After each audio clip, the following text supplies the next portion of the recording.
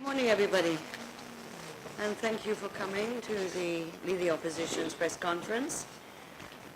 I regret, and I know you'll be terribly disappointed, that the Lead the Opposition, Honourable Barrett Jagdeo, will not be with us this morning, so you're stuck with me, okay?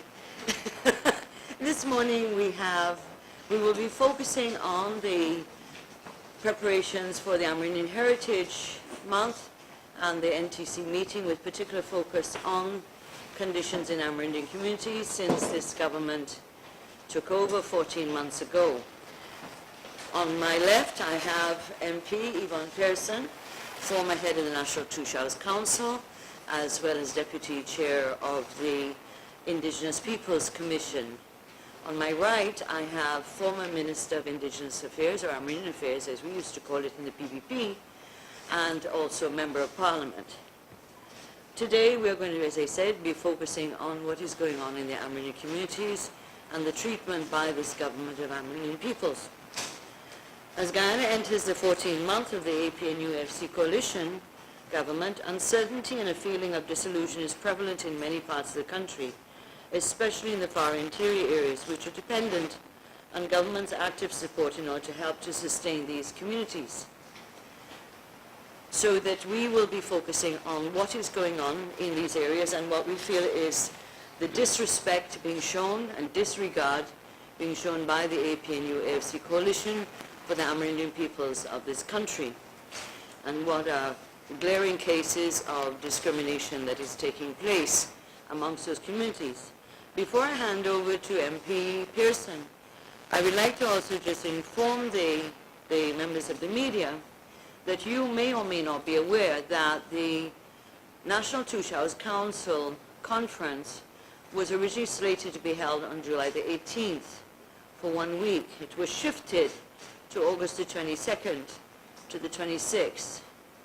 This happens to be highly coincidental in that the closure of the council's meeting is at the same time or at the beginning of the PNC Congress.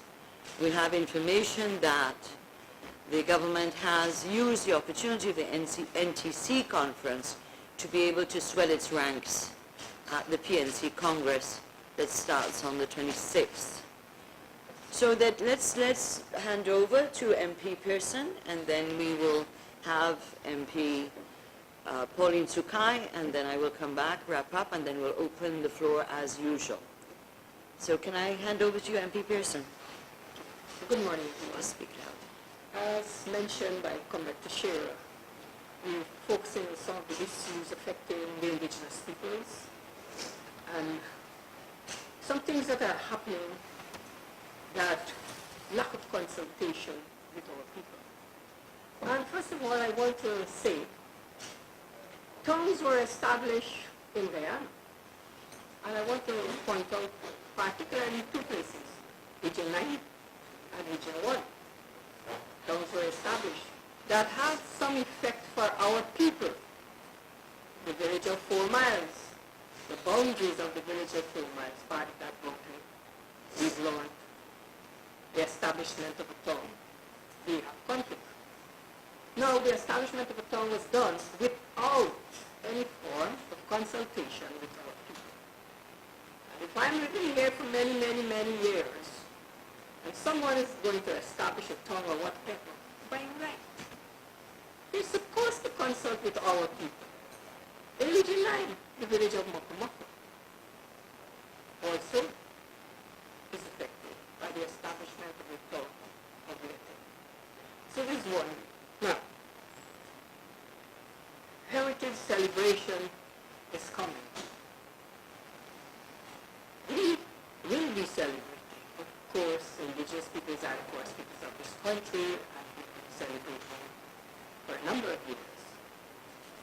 But at this point in time, our people are wondering, what are we celebrating this year? When so many things are shortcoming. What are we really celebrating this year? Are we celebrating development? Are we celebrating a bright future? Or big question is, within 1 year, what changes were there? for the indigenous peoples. Being out in the fields and talking to the people, there is nothing new to add to 2016 celebration. In fact, as I just mentioned, encroachment on our lands, which bring me to the point. Indigenous peoples of Guyana, we have land issues. The former government, or under the PPP, special efforts were made to address those issues. When we left office, May 2015, we left a vibrant project with enough funds to address land issues pertaining to our indigenous peoples, titling of lands, extension of lands.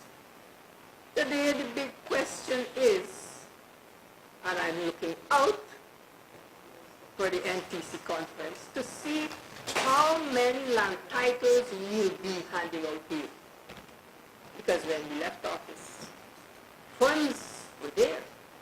A project is there. But within 1 year, although we ask questions, answers are not forthcoming. The people out there, many villages, Region 2, Region 8, Region 9, they're asking us questions. What is happening? We ourselves would like to know what is happening. Where is this project? When will these villages receive their title for extension or title to their village lands? A number of villages and communities, I know because I was part of, we've left a lot of information, we've left a lot of finished work I would want to see. So the big question is, what is happening at this point in time? While the ministry, they are delaying for reasons unknown to us and reasons unknown to the people because there is lack of communication from the ministry to the local people concerned. So that's why we're wondering what is happening. While this is happening, people are still encroaching. And I'm saying from what the talks that I've had with the local people, like in the forest, in the area of forestry, people are still harvesting within those same lands that our people have requested, that we've already investigated. And in my view, there is nothing that is hindering the approval. So these are some of the questions people are asking. And the ministry are not communicating with people, so there is no answer. So what will we celebrate? Anything new? Not to my mind. Within 1 year, and there were other things that I hope my colleague would pick up, but I will again raise. There is nothing new to celebrate in 2016. Thank you. Thank you, MP Pearson. I'll now hand over to Member of Parliament Pauline Sukai. Thank you, Gail, and good morning, members of the media. Today I want to focus on a number of issues, and first of all I want to say that by today to Sunday we are expecting in the city an influx of our brothers and sisters from the hinterland. The National Two Shows Council is slated to be open at 10 o'clock on Monday morning, the 22nd of August.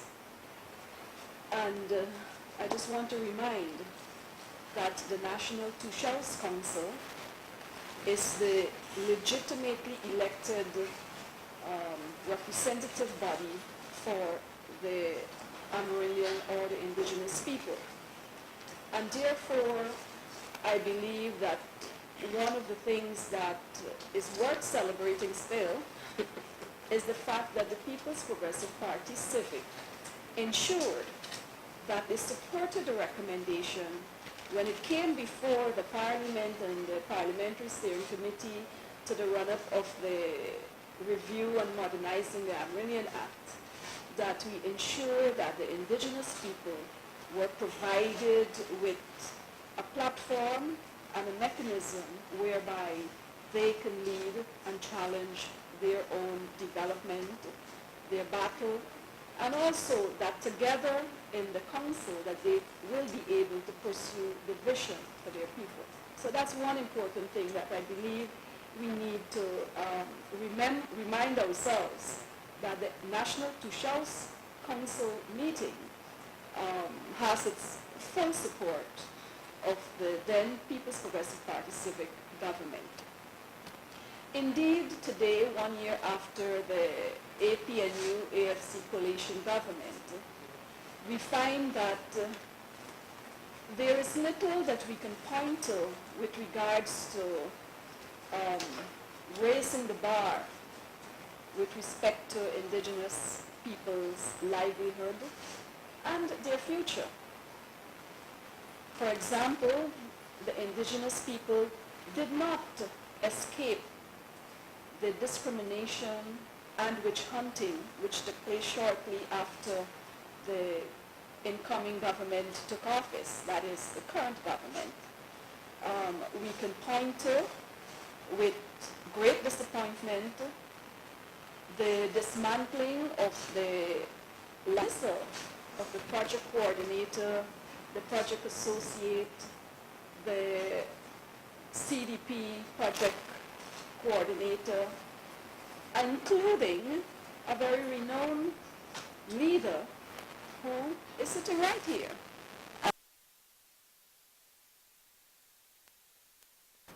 Dismissal.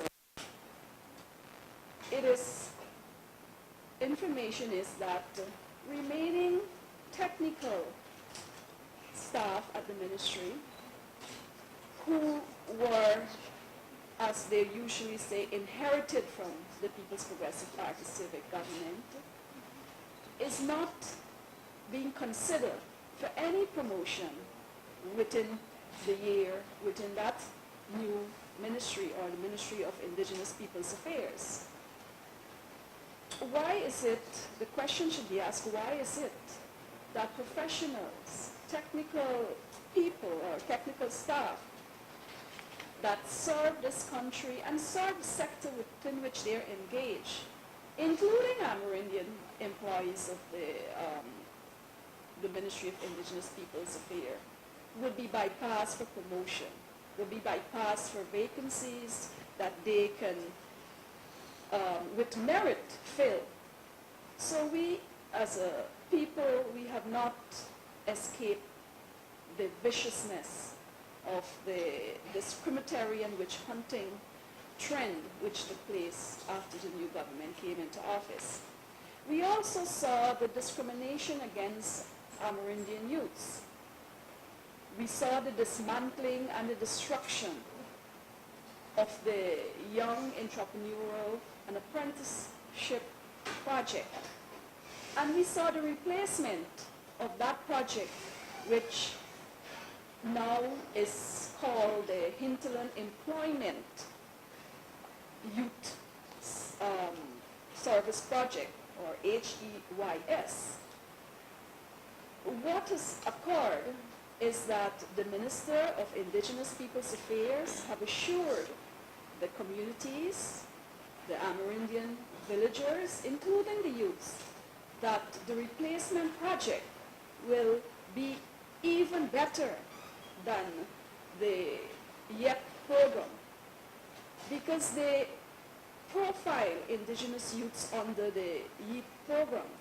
They call them the Red Brigade, they call them the PPP politician, and they also refer to them as the Red and Dread team. It is utter disgusting to know that a government who preaches cohesion and unity would want to profile indigenous youths in that manner. Today, under the HEYS project, indigenous youths who have joined that or participating in that project have to fundraise for training materials to carry on their project. K2 is a classic example.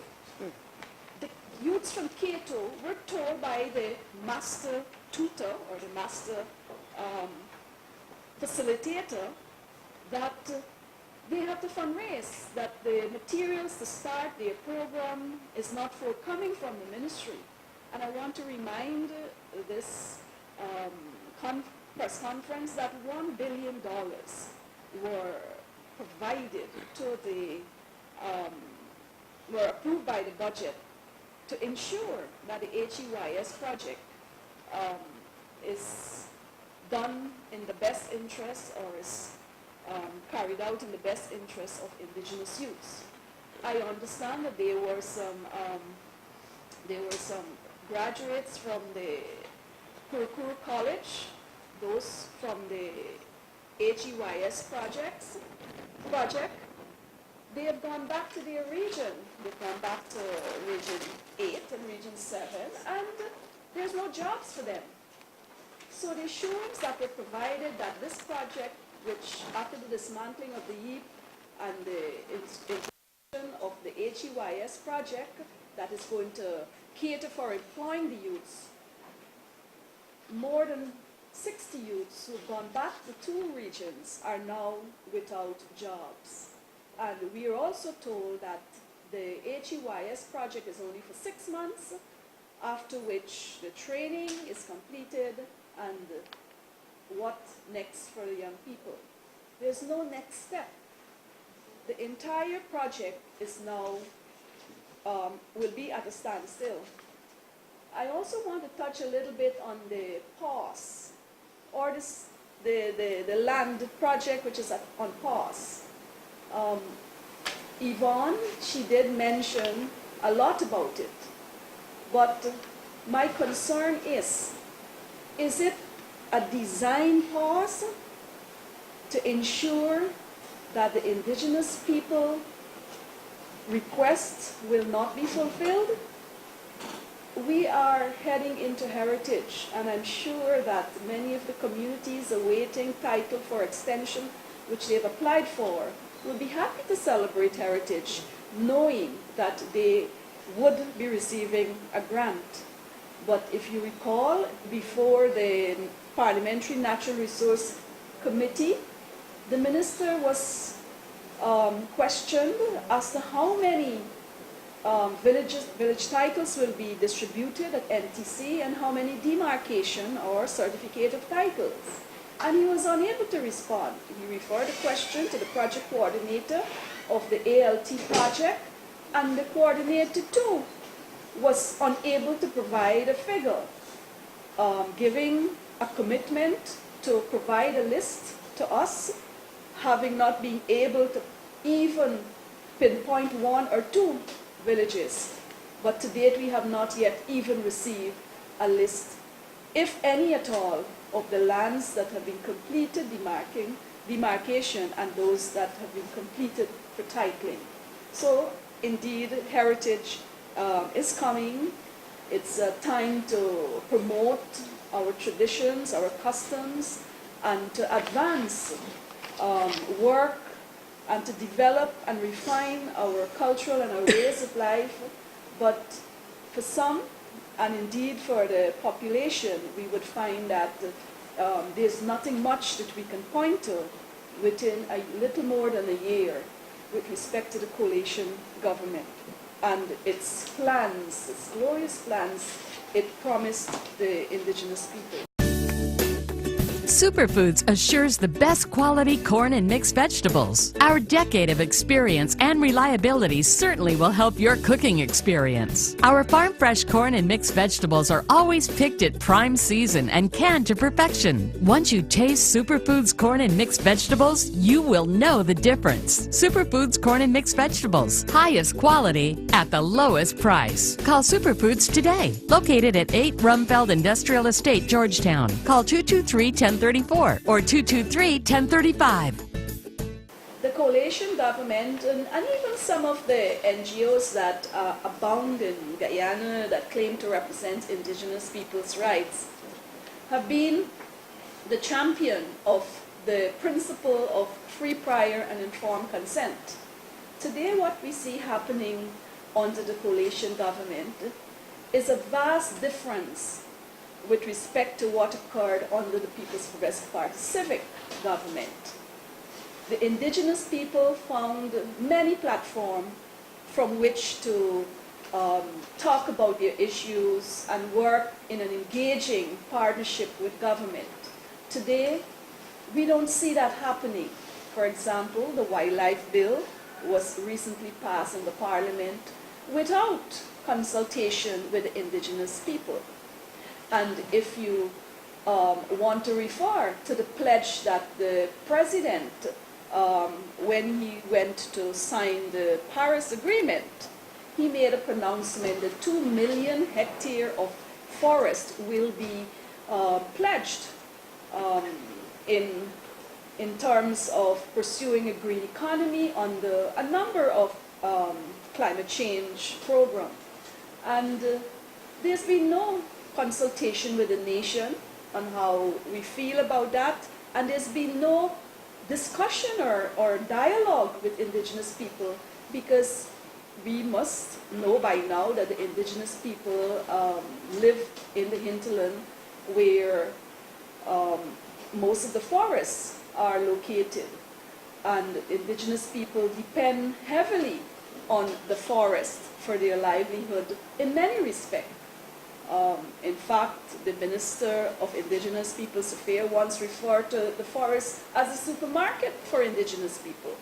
So if you're going to pledge 2 million hectares and indigenous people is engaging in a process of trying to finalize and bring closure to their land issues, it means that, again, we are not good enough to be consulted with, or our presence is not important enough for the coalition government to warrant a discourse with the indigenous people on important national matters.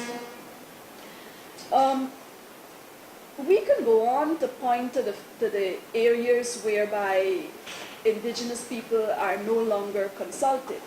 But I also want to move on to what is it that that the current government is pursuing to support economic viability of indigenous people's villages and their opportunities for economic wealth.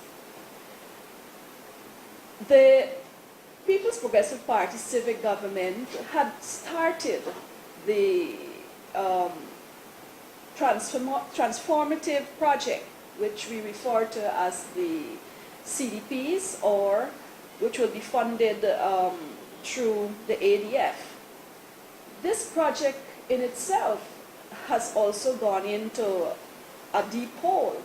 In fact, 1 year after, many communities are questioning not only Yvonne, but they are questioning the PPP MPs that traverse the hinterland, because we have geographical MPs, and geographical MPs have to try to answer in the best possible way what is it happening with the CDP project. That project also went into a tailspin because there's no major movement in terms of any success, and the deliverables of that project is way off target. So the indigenous people gains, the development that was apace, it is now being driven either backward or there is a total slowdown.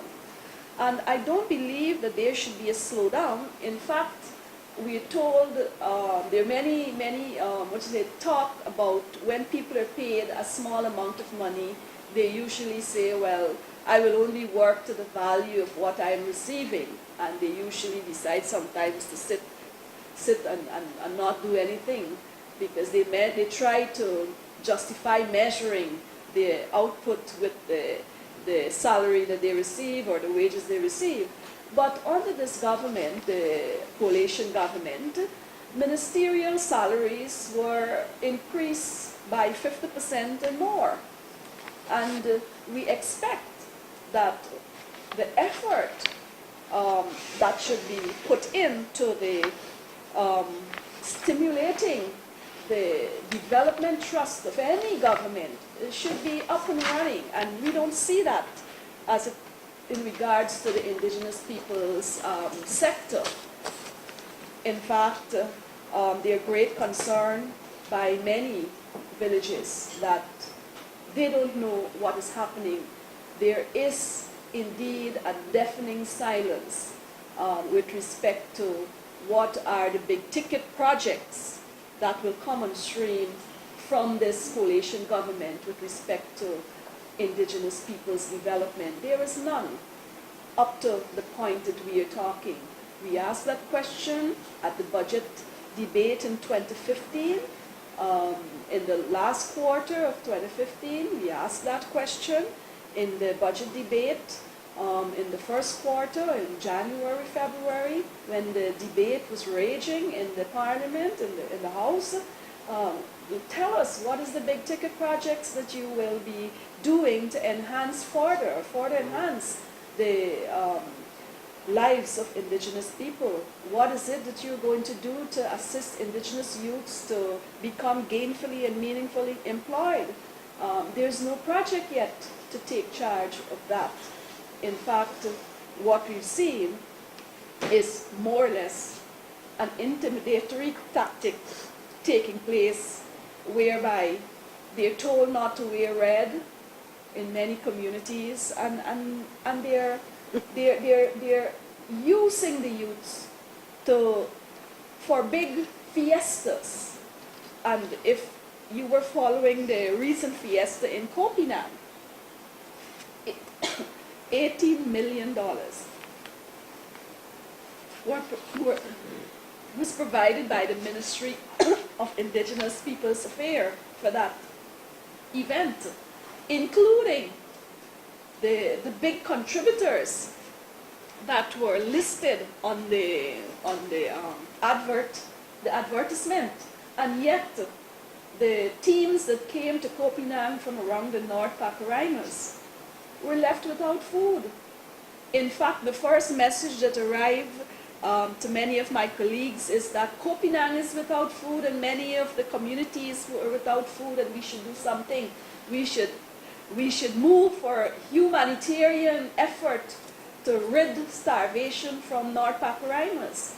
But when I decided to check this information, I was told that the fiesta that was taking place at Kopinam was plagued with challenges which either the planners did not foresee, and one of the biggest challenge was that they did not provide enough for all the teams that came in, despite the huge allocation which was provided to them. And therefore, it is either incompetence, it is either oversight in all the areas where we have seen a big lag with respect to not utilizing the solid foundation which the People's Progressive Party Civic left when we were there. I would like to stop here, and maybe we can, Gail, open the floor for some discussion. Eat fresh at Subs and Salads today. Over 12 tasty sub sandwiches to choose from. All the favorite fillings and toppings you can possibly think of. Made fresh every day. Personalize yours today. Our footlongs are a treat. More meat, more toppings on a well-baked bun. Our Caesar salads are amazing with the best ranch dressings. So let your next stop be Subs and Salads on Sheriff Street, Regent Street, and Grove on the east bank of Demerara. Subs and Salads. Eat fresh. In addition to what my colleagues have said, first of all, the PPC had a vision of transforming Guyana not for some, but for all, especially the poor and most vulnerable, women, children, Amerindians, disabled, youth, and elderly. The PPP administration was, and when it returns to government, it will remain, and that return to government will be sooner than later, it will remain committed to ensuring that all Guyanese citizens have equitable access to the same opportunities, irrespective of ethnicity, most particularly the indigenous population, who have been among the poorest in the country. Therefore, what we had was a sustained effort to guarantee equal opportunities to Guyanese across the country. And the PPP continued to channel resources toward the development of Amerindian communities through the Red Plus GRIF program and expanded budgetary allocations for the Ministries of Amerindian Affairs, Education, Health and Water, and the Regional Democratic Councils. The quality of life had vastly improved, and in 2015, when the PPP left office, as a result of an election which is now challenged in the courts, there was a more equitable access to delivery of goods and services for Amerindian communities than ever before in the history of this country. The same cannot be said now after 14 months of the APNU-AFC coalition government. And I'll give you some examples. My colleague Pauline spoke about the community development projects. This was under the ADF, Amerindian Development Fund, of US $8.2 million as of 14 months after the government has come in. What is the status, as Pauline asked? And she's right, it appears to have gone into a deep sinkhole. And so there is no reporting, no disclosure on the implementation of the community development plans. And I want to remind you that under the Amerindian Act and in the process of creating these CDPs, they were approved, developed and approved by the Amerindian communities themselves and approved by consensus or majority vote in the villages. So these were not economic projects or transformative projects designed from the Ministry of Amerindian Affairs. The Amerindian land titling was US $10.8 million. What is the status there? Both my colleagues have spoken of different aspects in relation to land titling. I want to just add a few things under that, and that is that, as Pauline has correctly said, there's no disclosure of the number of titles, extensions, demarcations which have been completed in the 14 months by the government. What we do know is in July 2015, the entire staff of the Amerindian land titling unit were all terminated, and it does not appear that it was functioning until sometime this year. Who are the new members? Who are the new staff? That has not been disclosed. Yet Eric Phillips, presidential advisor to, obviously to President Granger, wrote in the media in March this year that the titling of all Amerindian villages would be completed in October 2016. He seems to know something that no one else in the country knows. Furthermore, when we get into the other social services, we have seen an improvement of the employment of youth under the PPP's time, and so the group that the largest, the ethnic group with the largest dismissals by the government when they came into office are the Amerindian peoples, with 1,952 who were terminated at the stroke of the pen.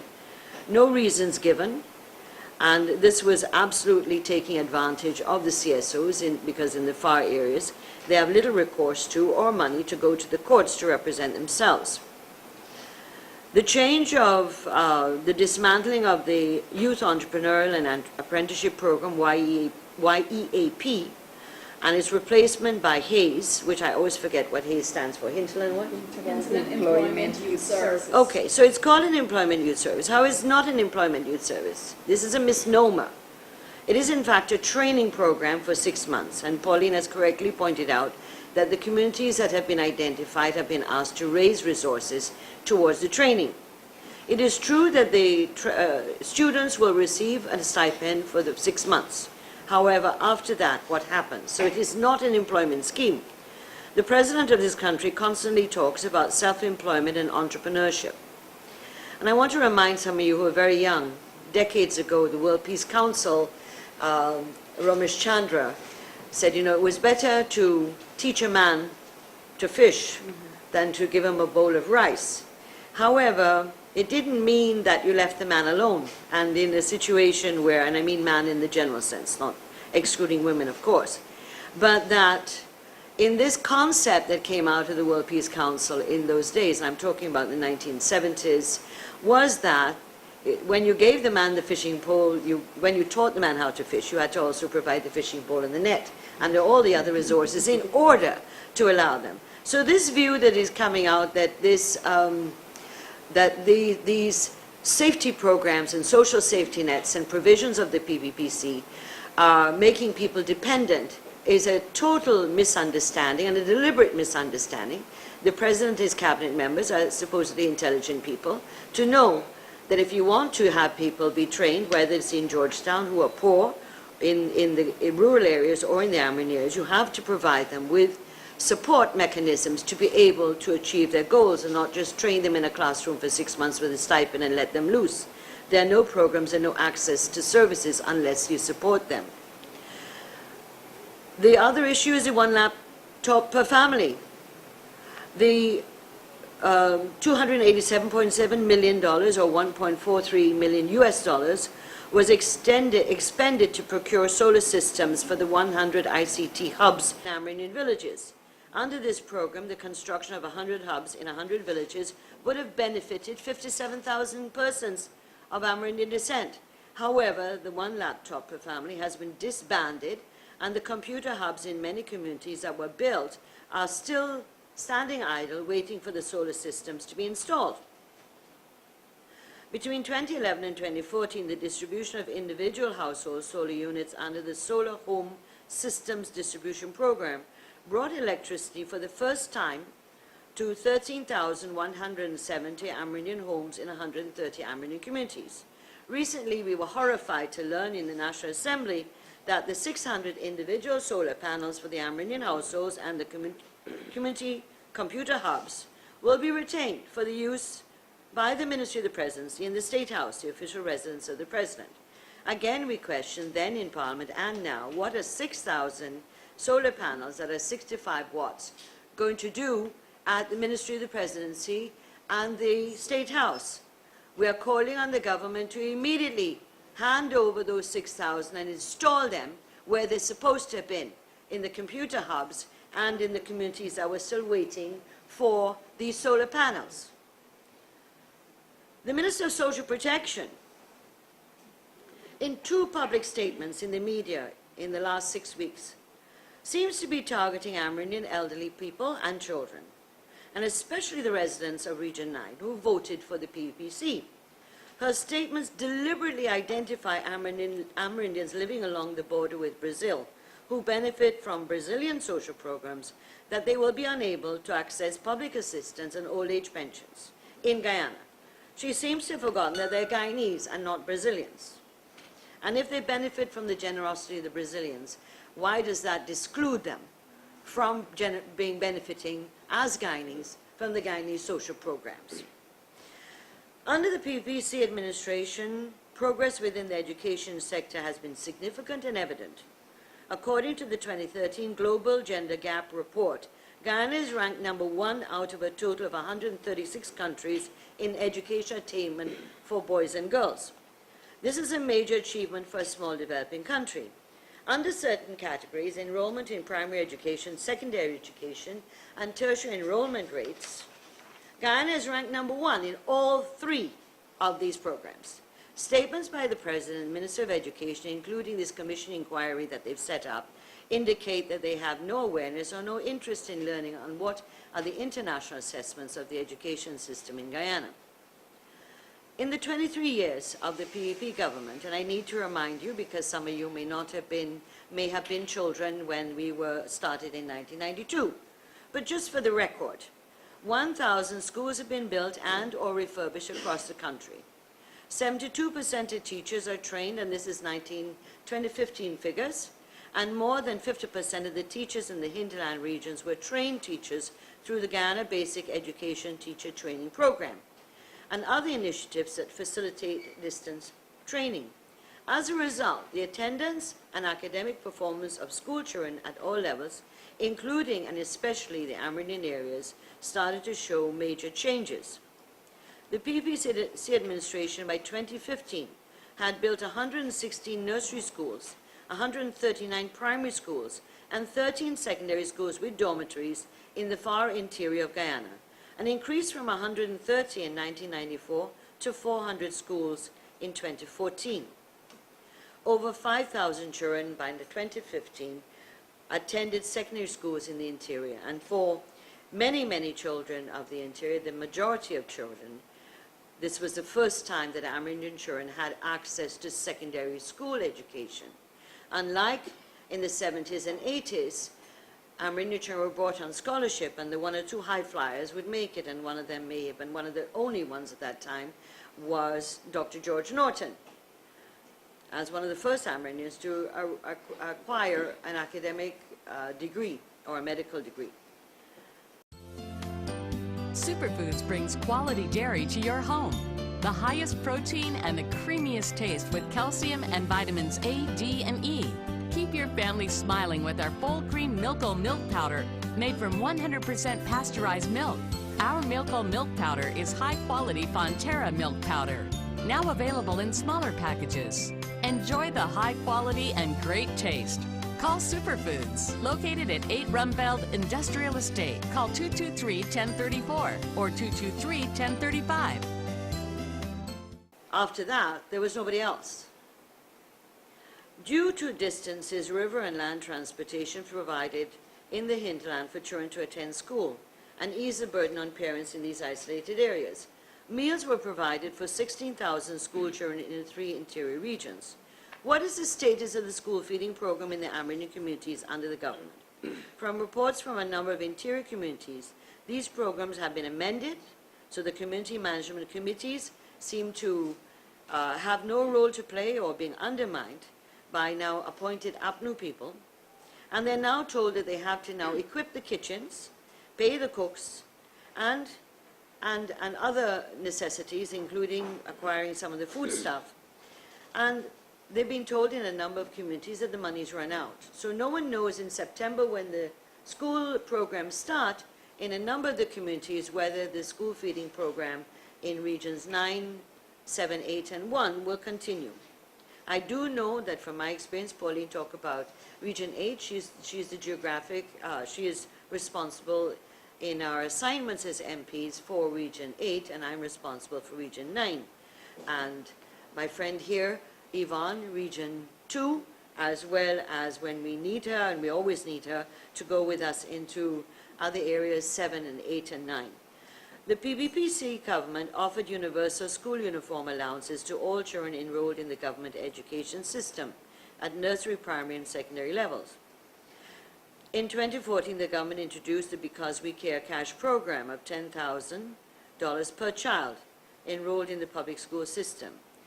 The program commenced in October 2014, and over 100,000 children had benefited.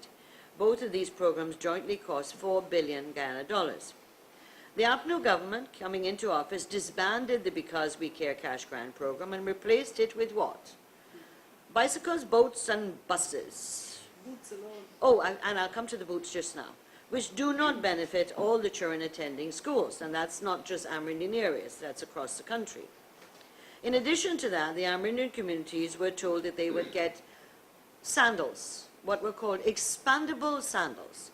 And I do regret I have to borrow someone's from the interior and bring it out, because it is absolutely ludicrous if you saw it. I don't think any of you would want to put your foot in it, much less your children. These are expandable rubber sandals with press studs that you can open as your child's foot gets bigger. And it's supposed to last for 5 years. So we have no idea if that means the school uniform program has been converted to the sandal program, and that therefore you'll only get a shoe every 5 years. We're not clear. No one makes sense in all of this, and I trust you as the media and your inquisitive and investigative minds to get to the bottom of this. There is an uneven application of the school uniform programs, as you said, for the Amerindian areas. Some received no uniform allowances or vouchers in 2015, and the same in 2016 at the end of the school year, in July. So it seems to be, there's no rhythm and rhyme in how some schools are getting school uniform allowances in the interior and how others are not. A specific initiative of the PPC administration called the Hinterland Education Improvement Project was developed by the then Minister, Priya Manik-Chan, and with the Cabinet approval, to include a series of public consultations throughout the hinterland regions to assist the Ministry of Education to gather information for a 5-year action plan. what was called the HEIP, would consist of 5 components: improving the quality of teacher education in the hinterland, aligning teacher learning resources to improve students' outcomes, improving physical facilities, as many of the dormitories were overcrowded, as the children and their families were sending and ensuring that every child was attending, or trying to get every child to attend a secondary school in particular, fostering community alliances, and strengthening management and supervision in the hinterland. This program appears to have been ditched, or maybe I can plagiarize from Pauline. It is also another one in a deep hole, as no one, or sinkhole I prefer to call it, as no one in government has uttered a word about this program. What has happened to it? The health sector in the interior regions is suffering from like the rest of Guyana, with a shortage of drugs and medical supplies. But the difference is that these communities cannot just choose, okay, the public hospital or the clinics in the rural areas don't have the drugs, and therefore they can find a private doctor or a private hospital. This is not an option available to people living in the Amerindian communities in the far interior. And so the impact of the shortage of drugs is greater on the interior and Amerindian communities. I ask the press here to be reminded that the motion on drug shortages we brought a few months ago, and the Minister of Health and the government vociferously denied that there was any problem at all in the system. I again refer to you and ask you to do some of your own investigation. Go on the NPTAB website and see how many tenders have been approved for drugs and medical supplies for this year. I will leave the debate on the drug bond, etc., as we dealt with that before, but that all these issues are impacting tremendously on the interior areas. One issue that I'd like to also add to is that you may have noted during the debate of the Parliament on the supplementary financial paper, particularly number 2, that the Ministry of Public Telecommunications will receive another 451 million, and this includes e-government unit, e-gov unit, and the NFMU, which now fall under this ministry's domain. Most interestingly is that the government will now pay GT&T for internet relay most interesting is that the government that now pays GT&T, which is what we did, for the regular relay transmission on the 54 LTEs, will now be paying GT&T for internet relay on the 54 LTEs. So what does that mean? It seems that the PPP project for the fiber optic cable to bring free internet to the interior areas from Brazil has been abandoned by the APNU AFC government. Surely we had problems doing it. However, it is not an impossible task and can be rectified, and it is absolutely necessary for the connectivity of the interior of Guyana with the rest of Guyana. And so it appears, as I said, that the bringing the fiber optic cable from Brazil seems to have been abandoned. However, more importantly, is that by paying GT&T for the internet relay on the 54 LTEs, that the free internet access for the interior communities will now become a pipe dream, as this recourse chosen by the government is financially unsustainable over the years. And so they will have no other recourse than to charge people in the interior for internet access. And we all know, we're living in Georgetown, how bad the internet access here is already. It is clear that the APNU AFC government is on the path of dismantling the safety nets and special projects for the Amerindian communities, without any regard or caring for the quality of their lives and those of their children. In a situation of economic decline, the Amerindian communities feel it first and hardest than any other peoples in our country, in any other part of Guyana. The government's response to the drought, especially in Region 9, is particularly disturbing, as very little was done, and this is shown by the SPF paper 1, which the Ministry of Agriculture brought, in terms of the emergency responses for the drought and El Nino. And this is in the face of the multiple weekly, almost weekly visits of chartered planes with several ministers on board to Region 9. Region 9 seems to be a favorite spot. However, go to the communities and ask them, when the ministers come, what happened? And they've all complained. The ministers land in their helicopters or their planes. They walk around with their noses up in the air, and they spend a few minutes and they take off back again. So this is not consultation nor in participation. Two last issues to conclude on. One, the revision of the Amerindian Act. Comrade Pauline, my colleague here, asked the Minister Alikok in the Parliamentary Sectoral Committee on Natural Resources if the NTC had been consulted with. The NTC has not been consulted on any revision. In fact, I think they were given a document to peruse. I assume that in the NTC meeting next week that the issue of the Amerindian Act will be debated and discussed with the two Shaws and the senior councillors coming. However, it is rather interesting of who is pushing for the Amerindian Act, and this is a particular NGO in South Rupununi that received large amounts of EU money years ago, and which is calling for certain parts of the country to be amalgamated as territories, which would then remove the communal land titles of specific villages and communities and make them one amorphous group, kind of mega group. So there are some very serious issues emerging in, and particularly pushed, and Minister Alikok, what is he, VP number 4, said that this was being driven by the organization in South Rupununi. He admitted that to the media. The latest insult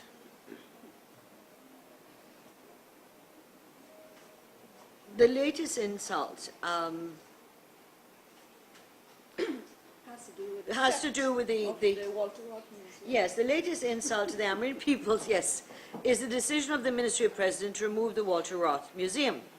And the way it was done by uniformed GDF officers attending to the museum and advising that they have to move is even more scary and frightening than anything else.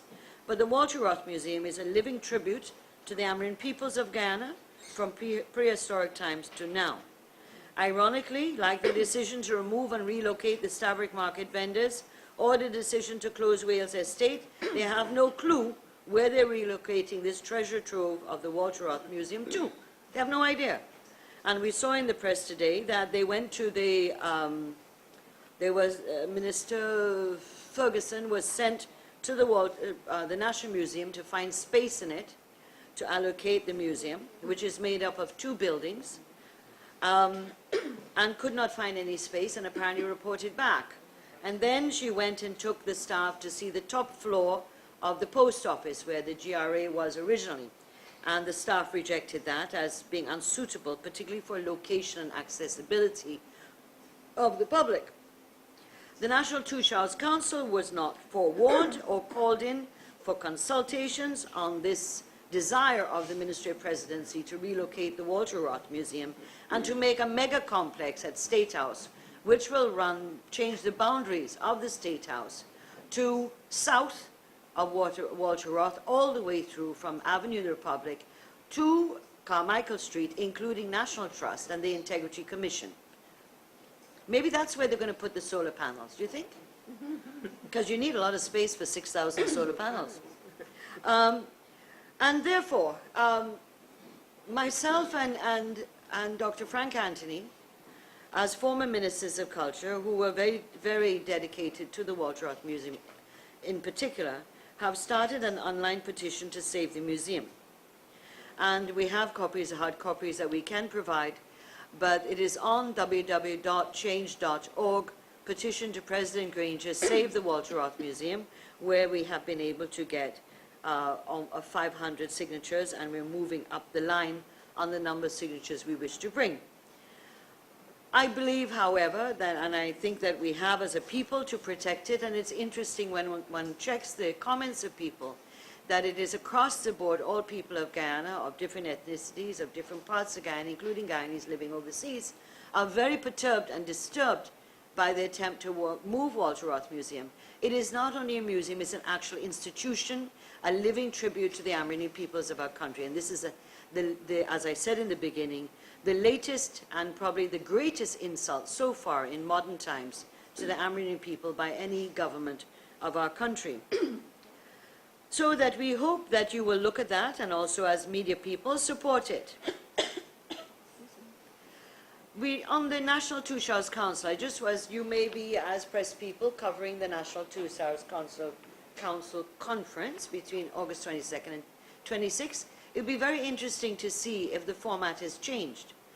In previous times under the PPC, for 2 days were exclusively reserved for the President himself and the Cabinet members to sit for 2 days with the Tushars and senior councils, hear their representations, and discuss and make proposals for their communities and their regions.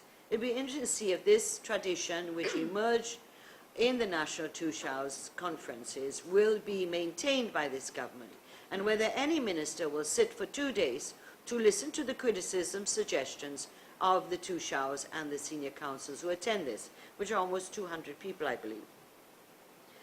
So in conclusion, my dear friends of the media, are there Amerindian communities being punished for voting in large numbers for the PPC? Remember, we won the geographic seats for Region 1, 2, 3, 5, 6, and 9. And we've run 7 regional democratic councils, including Regions 1, 8, and 9. That is a question that maybe you may want to investigate also as media people. But what we do say is that the trends that have emerged in the last 14 months are extremely disturbing and alarming in relation to the Amerindian peoples of our country and the Amerindian communities. And that this is unacceptable, and that I advise you as press people to ask your editors-in-chief and companies to send you on some missions. Pay for your airfares and boats and everything to go into the interior so you can see for yourself. If you don't trust me and you don't believe my 2 colleagues here, you don't trust the PPC, go for yourself. Go. Go and see and talk to the Tushars, talk to the villages, and find out what is going on. In the 14 months, there is a change, and these communities are finding life more and more difficult. And as I said, in a period of economic decline, the poor and vulnerable, including Amerindian communities, feel the impact first and hardest. So thank you very much for listening to us, and the floor is now open for contributions. Have you tried a new taste of Western fried chicken lately? Added flavor, marinated with rich seasonings and fresh ingredients, pressure fried to lock in the taste. Western fried buffalo wings, chicken strips and more. So take a bite into the good stuff today.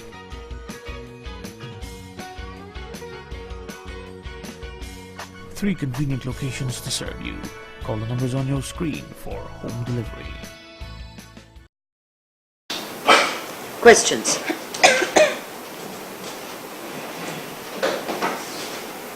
Gordon Mosley, and Mr. Chair, with regard to the state of Amerindian communities, how would you assess the way your party, after 22 years in government, will have left many of those Amerindian communities? Because you're talking about even the government having to provide shoes for Amerindians just after 14 months in office.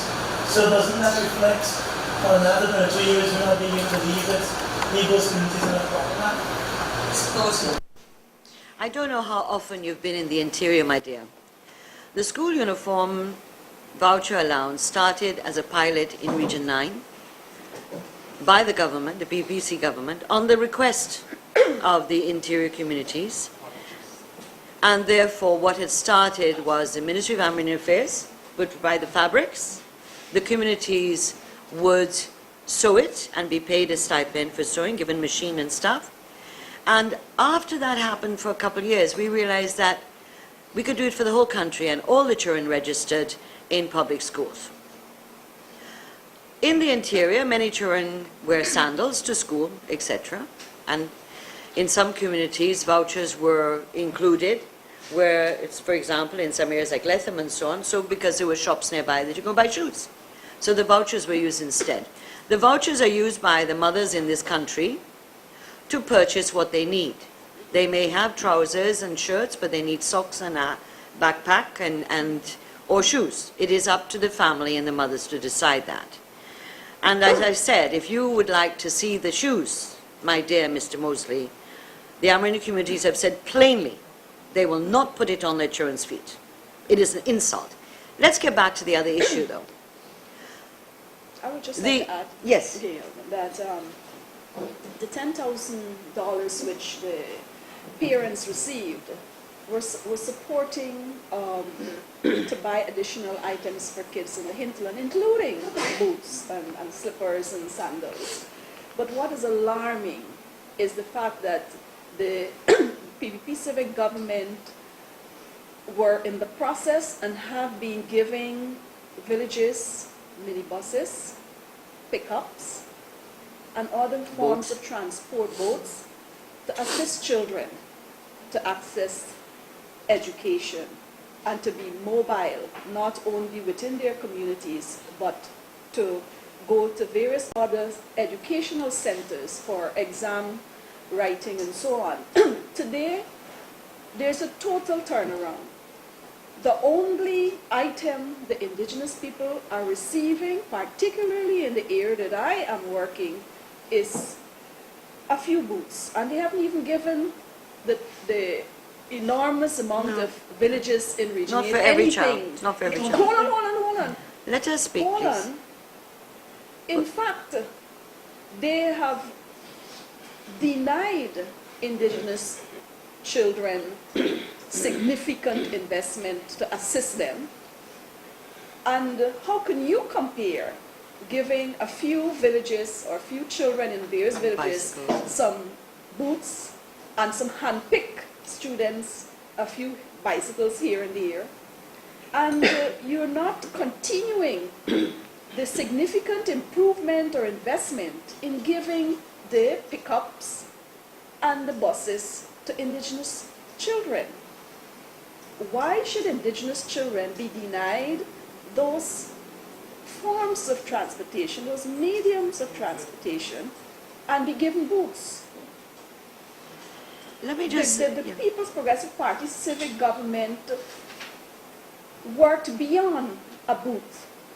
We worked to ensure that life was made much more easier, and that the supporting arm of the government with respect to the village council was significant.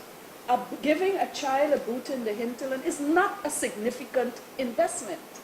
Why deny that significant investment? Look at the budget. The budget failed to realize or to meet the commitment made at the last NTC. Why? Can the Ministry of Indigenous Peoples Affairs or the Ministry of the Presidency explain to the National Tushal Council at this meeting, the upcoming meeting, why those commitments of last year, NTC, were not met? So we shouldn't squabble over boots. We should squabble over why are these major commitments, why are these major supporting investment, which is necessary for Amerindian, have been discontinued by this government? That is the question. And we need answers to that. In fact, I wanted to add while Gail was speaking, is that it is timely that the NTC is meeting now, so that they can further question the government on why are they taking away the accommodation where our traditional cultural assets resides. Why is it? Why are we denying indigenous people a place, a traditional place of where our cultural assets that proves that we have evolved not only as a people, but as part of Guyana? Why is it? Are we going to diminish the image, the presence, and the existence of indigenous people in this country? You've heard what is happening in the media about land.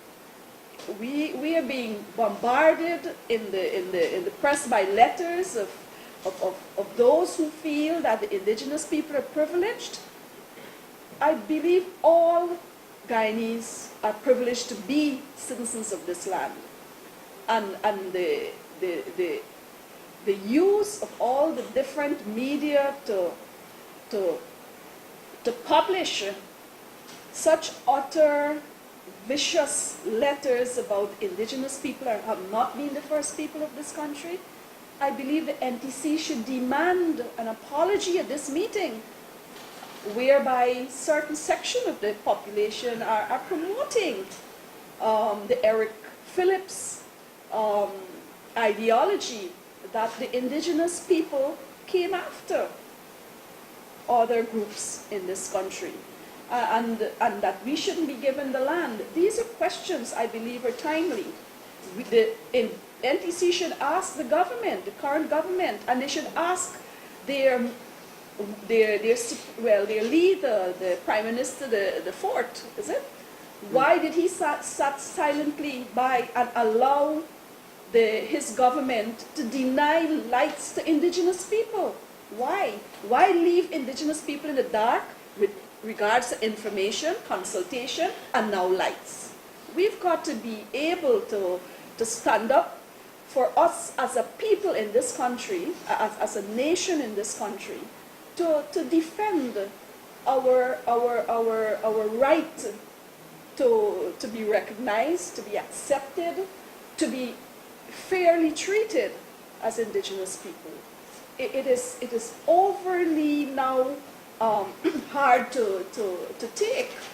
What is happening in 1 year? Why would we want to diminish or disappear the indigenous people? I really need answers to that. But you go back, thank you, Pauline. Mostly, we never said as a government that we reduced poverty to zero. We never said that. And in 1992, when we took over government, the Amerindian villages had no water, no lights, no schools, no health centers, no transportation, No roads, no roads. trails, footpaths, really. In 2015, and my friend will continue adding on, in 2015, when we left office, every single Amerindian village had a nursery school and a primary school, had a health center, had water, Manned by indigenous people, and managed by them, By the PPP of the government. right? It is a process, Mr. Mosley. It's a process. What we started, you have to deal with what we started from. And certainly, the process wasn't ended, not for poverty in Guyana or in poverty in the Amerindian areas. What changed radically was that Amerindian peoples, for the first time in our history, were having greater equitable access to opportunities offered to other Guyanese along the coast, because they were called the forgotten people, and the people of the forest, and so forth. You were too young, or maybe you weren't born yet, when the Amerindian village elections used to be rigged.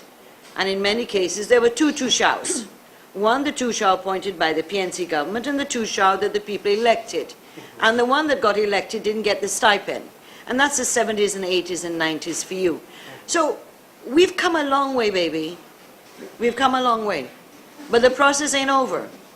The process wasn't over. The problem with where we are right now is that we're seeing a reversal. And that's what's frightening. That's what's scary. As a PPC and as a parliamentary opposition, we would have no problem.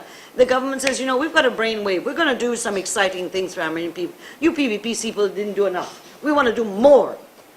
And we would say, yes, do more than we did. Not what they're doing now, which is reversing what gains did exist. And so I thank you for your question. Any other questions? Yes. No. No, just a quick follow-up before you move on. Yes. Because you have sort of glanced your way around the question. I did? Again. How did I dance? After 22 years, is the PPP as a party comfortable with the way it left to the Amerindian communities? And isn't it a bit hypocritical to be criticizing a shoe drive by the First Lady when up to 2014... It was not shoe drive by the First Lady, shoe drive by Amna Ali.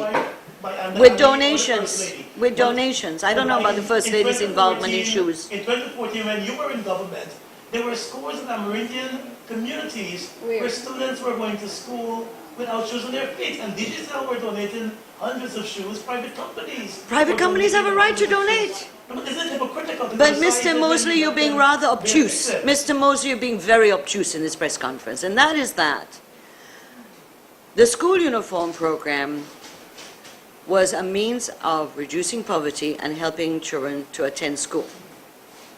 Parents chose what to use the money for. Haversack, shoe, underwear, socks, uniforms. In the Amerindian areas, the fact that children, one, had a school to go to. Cato too. The fact that the school was built there, and I'm not going to debate that because there are a number of issues with that that have to be treated with. But you were talking about 13 schools being built that only had one in 1992 with dormitories, and you're massaging and goating, as they say, goating, the issue of Cato, as if it is the worst thing that could have happened. The fact that 400 schools were built in interior areas, including 13 secondary schools, and one has a problem, and you're goating it as if this is some crime. No, Mr. Mosley. We knew that there was more to be done, and we were prepared to do it, and we had a vision and a program, and it had taken Amerindian peoples far beyond what they were in 1992. We would never say that our vision was completely implemented. And so you're being obtuse. I never said that we had completed our work. But we felt, and the Amerindian people showed, by voting in the majority for the PPC. So if we were so wicked and not doing what we should have done, why did they vote in such large numbers for the PPC? Thank you very much. Yes. Is that Starbuck News? Yes. Yes, ma'am. Thomas from the Starbuck News. With reference to the claims about the NTC and the Congress being held so close together, Yes. as a possibility to boost Attend. numbers Yes. at the Congress. Yes. Have you received any, I'm asking, do you have any concrete evidence that the two were planned to have a boost in Okay. numbers at the Congress? And have you received any complaints from any of the child that they have been forced to attend the Congress? I'll say this, I said in the beginning that the conference by the NTC, I saw the letter from the NTC saying, to the ministers saying that they wanted the conference in July the 18th and 5 days on, was that, 23rd. So that was when it was originally built. However, it was changed. And the change came after the announcement of the PNC that their Congress would be held to the 26th to the 28th. So then all of a sudden after that you heard it's now the 22nd of August. But let me add some other things. We have information, and we do know that the government is paying to bring people to the NTC. The NTC has a budget as well, and that accommodation, etc., will continue for a number of areas until Monday, Tuesday next week. So I'm sure the communities and summer leaders, the following week, into that would be the 30th of August, 31st of August. However, one interesting thing you may want to check on is that the monthly ferry that goes to Mabaruma, and where people from both sides, from the Georgetown end and from the Mabaruma Region 1 area, clock themselves to be able to travel on this monthly ferry. Goods and services, access to health care, etc., etc. However, there was an announcement that the ferry, which is scheduled for Monday, has been changed to Wednesday. And therefore, from Saturday to Wednesday. So that this will mean that, and this is conjecture, and you can criticize this speculation that we've come to, and that is that this is to facilitate delegates and observers coming from Region 1 on the ferry. On Wednesday, they'd come in here maybe Thursday, so that they'll be well and freshened up for Friday, the big opening of the Congress. So you may want to investigate. I heard it's a problem with a wrench, but maybe it's wrong. I know nothing about ferries and wrenches, so I can't help you there. Yes? Guyana Daily News. What news? Guyana Daily News. Daily News? That's new. I don't know that one. Yes, welcome. Okay, question for, with regards to land titling, let's say at the NTC's conference, the government does not issue any land titling or demarcation, Yes. demarcation. Is there anything on the legal side can the NTC officials can take? There are some legal implications. For example, the law speaks to within 6 months after the investigation, the title titling of lands should be completed. So investigations for a number of villages have been completed within the eve of the transition, including some period after, two weeks after, because work was in progress at the time. And if the National Tushals Council wishes to take this matter up, they have that clause in the Amendment Act. in the Amendment Act, which speaks to that. It makes provision for action to be taken. And this would be in the courts or? It could go to the courts. It is a matter that could go to the court. Fine. Remember too, the NTC is provided for in the Constitution. Huh? Yeah. So it has constitutional recognition, and that is the only legitimate representative of the Amerindian communities of this country. Titling of land has timelines according to the Act. Yeah. Okay, and finally, it is reported that President Granger is going unchallenged at the Congress that is coming up. What is the party's position on that? Is it a conflict of interest? There's no other candidate. Yeah, As the is it leader of a the party. conflict of interest being president and also?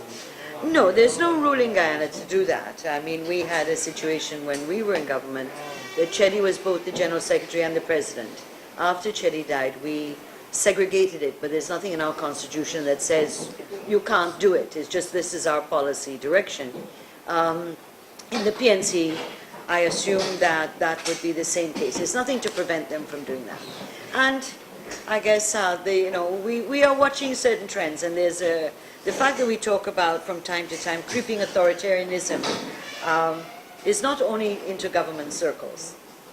Okay, so thank you very much, the media. Thank you for your support. Thank you for coming. With my busy schedule, managing that time of the month could be very challenging. With Protex cotton surface pads, I'm dry and clean for 10 hours. With Protex, I feel relaxed and confident with their absorption, leak lock protection, odor control, and thermal technology. Protex, the protection, care, and comfort you can always depend on. Take advantage of the extra savings with 10 extra panty liners when you purchase 1-pack Protex pads. Be sure to ask for Protex pads. Enjoy the comfort and savings. Distributed by Superfoods. Call 223-1034 or 223-1035.